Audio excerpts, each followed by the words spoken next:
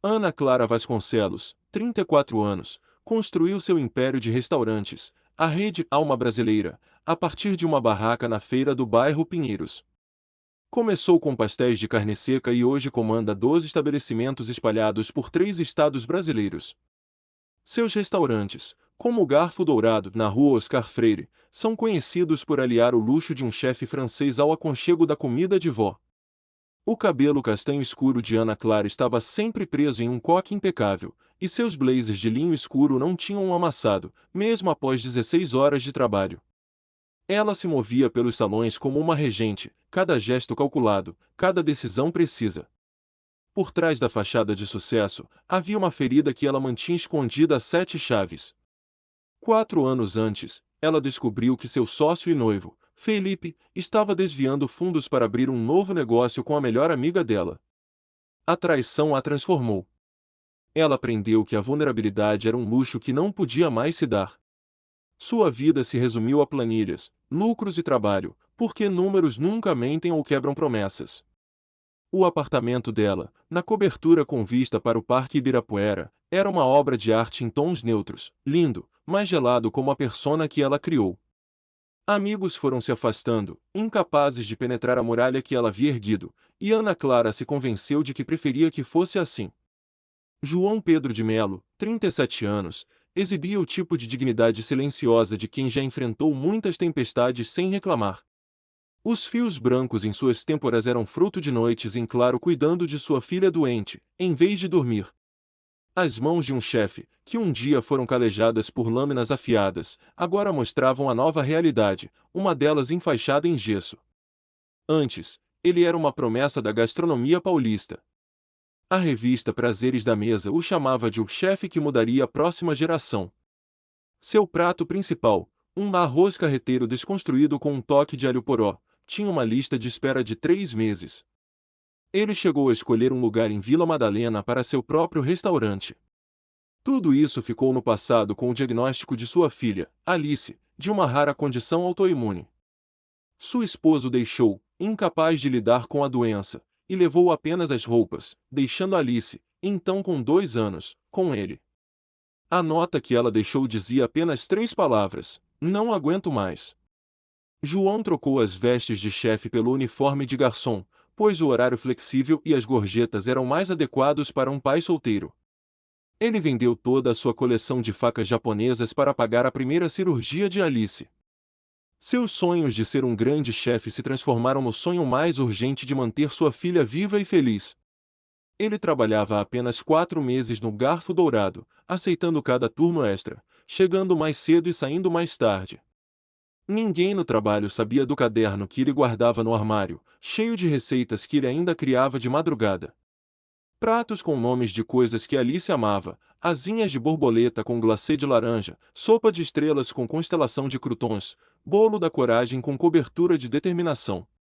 Ana Clara tinha o hábito de rever as imagens das câmeras de segurança para monitorar a qualidade do serviço sem causar desconforto aos funcionários. Sua sala era seu santuário, uma parede inteira de vidro com vista para o salão do restaurante, como a capitã em sua ponte de comando. Foi assistindo a gravação de sexta-feira à noite que ela notou os movimentos estranhos de João Pedro durante o turno do almoço no sábado. Ela voltou o vídeo, notando a dificuldade que ele tinha em carregar uma bandeja cheia. Como ele, discretamente, trocava de mão quando a dor ficava forte demais, o leve tremor em seus ombros quando ele pensava que ninguém estava olhando. Algo em sua determinação mexeu com Ana Clara, um sentimento que ela não reconhecia mais. Era mais do que uma preocupação profissional. Talvez fosse o fato de ele ainda conseguir sorrir para os clientes, com uma gentileza genuína, apesar da dor óbvia. Ela saiu de sua sala, movida por uma necessidade inexplicável de entender o que levava aquele homem a se esforçar tanto.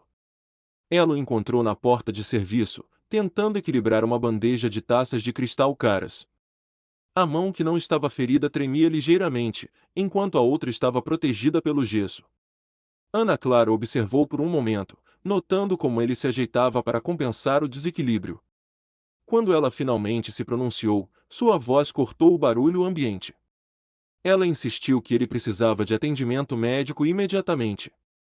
A resposta dele a surpreendeu. Não foi uma recusa, mas uma resignação calma, sem autopiedade. Ele explicou que cada hora e cada turno contavam. Naquele instante, a muralha que Ana Clara havia construído há anos começou a ceder. Ela perguntou o motivo, com uma suavidade que a surpreendeu, e ele, talvez exausto e sentindo a sinceridade dela, contou sobre Alice. Sobre as contas médicas esmagadoras, sobre o plano de saúde que só cobria o mínimo, e a necessidade de um tratamento experimental. Ele falou sobre a escolha de abrir mão de sua própria saúde pela filha, uma escolha que não era realmente uma escolha. A decisão de Ana Clara foi rápida e inesperada para quem a conhecia. Ela marcou uma consulta para João Pedro com o médico do restaurante, cobrindo tudo com o seguro de acidentes de trabalho, mesmo sabendo que a lesão não tinha acontecido ali. Ela reorganizou os horários dele, o colocando na recepção. Quando ele protestou, dizendo que precisava das gorjetas, ela ajustou seu salário base, disfarçando o aumento como um prêmio por mérito. Uma semana depois, ela o encontrou na sala de descanso, tentando amarrar o cadarço com uma mão só. Sem pensar duas vezes, ela se ajoelhou e o fez. Ele ficou paralisado, chocado com a quebra de sua armadura. Ele perguntou por que ela estava ajudando, e a resposta dela foi honesta. Ela contou sobre seu pai, que trabalhava com uma hérnia de disco quando ela era criança, orgulhoso demais para pedir ajuda. Ele acabou se ferindo gravemente, e ela não queria ver outra pessoa se sacrificar da mesma forma, ainda mais quando ela tinha os meios para ajudar. A conversa abriu uma porta inesperada.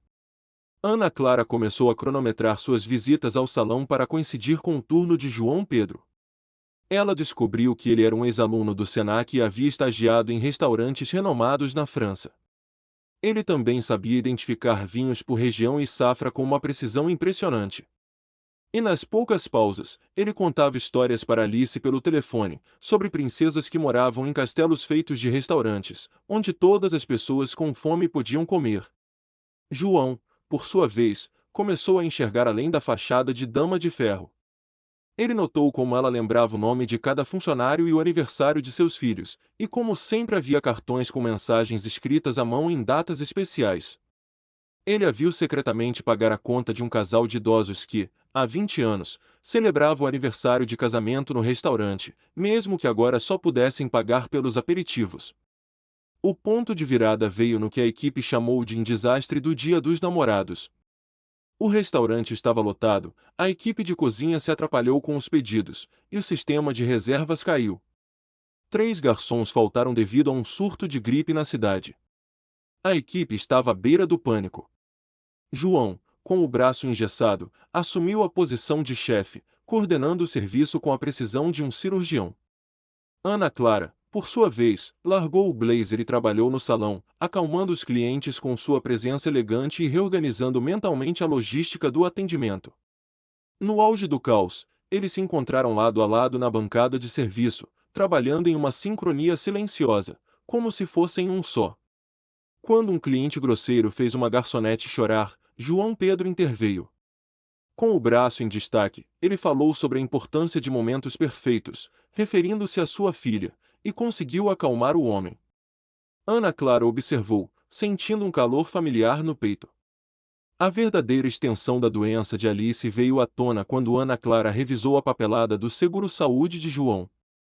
Uma rápida pesquisa sobre a condição de Alice a fez lembrar de seu próprio pai, e como o dinheiro poderia ter feito a diferença na vida dele. Ela tinha mais dinheiro do que poderia gastar em uma vida inteira, enquanto o futuro de uma menina de 7 anos estava por um fio. Naquela noite, ela ligou para seu advogado e criou um fundo de assistência médica para todos os funcionários, fazendo com que o auxílio parecesse uma iniciativa da empresa. Ela sabia que o orgulho de João o faria rejeitar qualquer ajuda direta. O fundo cobriria tratamentos experimentais, e ela mesma supervisionaria a aprovação dos casos. Ela também usou suas conexões no Hospital das Clínicas para que Alice fosse avaliada pela melhor especialista. Quando João soube do fundo, sua primeira reação foi, de fato, recusar a ajuda. Ana Clara ouviu pacientemente, depois, fez uma pergunta simples que desarmou suas defesas: o que Alice gostaria que você fizesse? A batalha entre o orgulho e o amor de pai se desenrolou em seu rosto. Finalmente, ele cedeu, e as lágrimas que ele segurou por tanto tempo brilharam em seus olhos. A partir daquele momento, a relação entre eles mudou. O distanciamento profissional se transformou em algo mais pessoal. Eles começaram a almoçar juntos e a conversar sobre a vida. Ele lhe contou sobre a peculiar sabedoria de Alice, que dizia que as estrelas eram anjos olhando pelas janelas e que todo dia bom tinha um amigo sombra, por isso os dias ruins eram seguidos pelos bons. Ana Clara, por sua vez, contou sobre sua infância, sobre o pequeno restaurante italiano de seus pais em Moca. A conexão deles se aprofundou e, durante uma internação de emergência de Alice, Ana Clara foi até o hospital e ficou com João a noite inteira, apenas segurando a mão dele e trazendo café. O tratamento experimental fez milagres por Alice, e João Pedro, antes um homem tomado pelo medo, floresceu com a recuperação da filha. O ponto alto foi durante o baile de caridade anual do restaurante. Ana Clara o transformou em um jardim encantado, com milhares de borboletas e até pequenos dragões de papel, a pedido de Alice. Alice chegou usando um vestido que Ana Clara havia secretamente providenciado. Eles dançaram, e, em um momento de pausa, com Alice já dormindo em um banco, João Pedro segurou a mão de Ana Clara. Ele disse a ela que ela tinha salvado a vida de Alice, mas também a sanidade dele, e que aceitar ajuda não era um sinal de fraqueza, mas de sabedoria. Ana Clara, emocionada, sussurrou que ele e Alice a tinham salvado também. Ela estava sendo salva de uma vida onde o lucro importava mais que as pessoas. O Garfo Dourado ganhou sua primeira estrela Michelin, mas a maior conquista para Ana Clara era a nova família que se formava. Uma noite, João Pedro estava no salão, treinando um novo garçom, quando seus olhos encontraram os de Ana Clara. Alice, que estava sentada em uma mesa no canto, acenou, mostrando um desenho que tinha acabado de fazer. Era um retrato de família, 3 figuras de mãos dadas em frente a um garfo dourado. Alice explicou, com a certeza de uma criança de 7 anos, que Ana Clara era a mãe bônus deles. O toque de João na mão de Ana Clara foi imediato, e eles se entrelaçaram sem se importar com quem estava olhando. Ana Clara sabia que, assim como o restaurante, ela e João Pedro estavam em constante evolução. Os desafios continuariam, mas agora eles os enfrentariam juntos. E como a avó de Ana Clara costumava dizer, encontrar um garfo dourado significa que você nunca mais passará fome. Ana Clara havia descoberto que essa fome não era apenas por comida, mas por amor e propósito. E foi um homem com o braço quebrado e uma menina cheia de esperança que a ensinaram que a verdadeira plenitude é alcançada quando compartilhamos a nossa mesa com outras pessoas. E assim, a história, que começou com um braço quebrado e um simples ato de bondade, se transformou em uma receita para a felicidade, temperada com paciência e confiança, provando que as melhores criações não são as que podem ser planejadas, mas sim as que se constroem dia após dia.